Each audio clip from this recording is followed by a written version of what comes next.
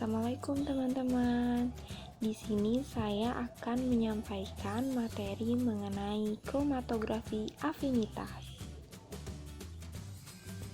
Kromatografi afinitas sudah berkembang sejak tahun 1910 oleh Emil Starkenstein dan terus berkembang ketika dia memurnikan Y-amilase dengan menggunakan pati.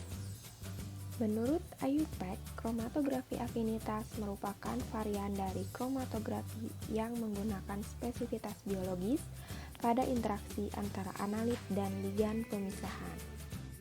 Kromatografi afinitas menggunakan prinsip afinitas untuk memurnikan atau memisahkan berbagai macam komponen.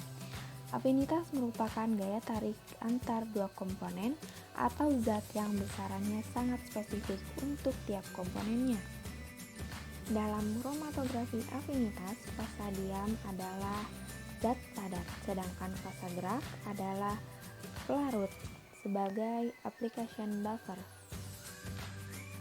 Pemilihan matriks merupakan kunci penting dalam desain kromatografi afinitas. Matriks berperan penting dalam memfasilitasi interaksinya ligan dengan komponen spesifiknya.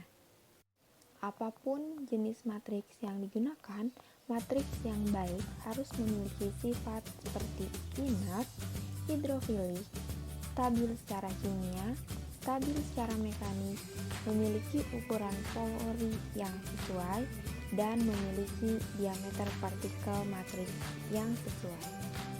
Selanjutnya adalah pemilihan ligan. Ligan dapat dikelompokkan menjadi ligan sintetik dan ligan biologis. Ligan biologis memiliki kelebihan pada spesifitas dan afinitasnya terhadap komponen target yang tinggi.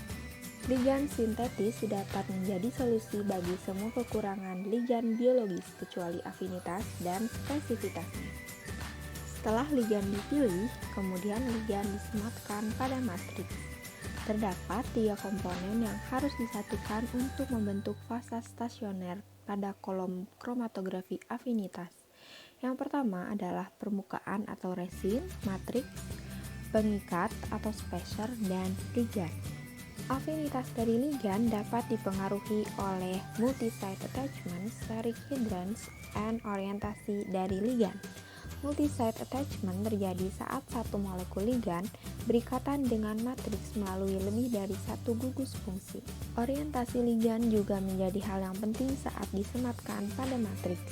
Jika ligan memiliki afinitas yang tidak sesuai, potensi ligan untuk berinteraksi dengan komponen target menjadi semakin berkurang.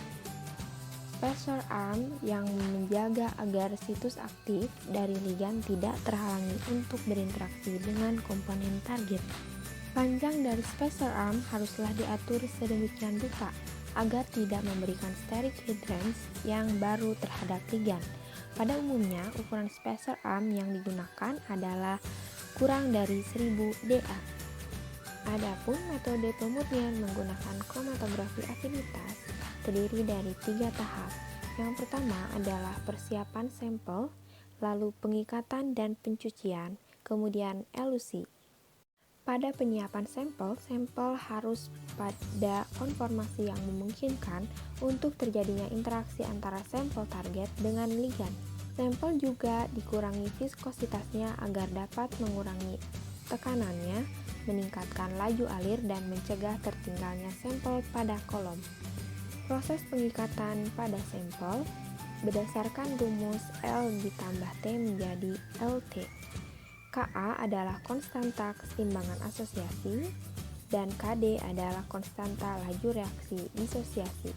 Elusi adalah proses yang berkebalikan dengan proses binding. Pada proses ini, nilai Ka dibuat menjadi sekecil mungkin agar reaksi disosiasi terjadi. Salah satu cara untuk mengkategorikan berbagai jenis kromatografi afinitas adalah dengan mengidentifikasi jenis bahan pengikat yang digunakan untuk pemisahan. Agen pengikat terbagi menjadi agen pengikat alami dan agen pengikat non-biologis. Agen pengikat alami yang digunakan pada kromatografi afinitas adalah enzim, antibodi, biotin, DNA, karbohidrat, lektin, dan lemak. Sedangkan ligan non-biologis adalah aptamer pewarna MIP borona.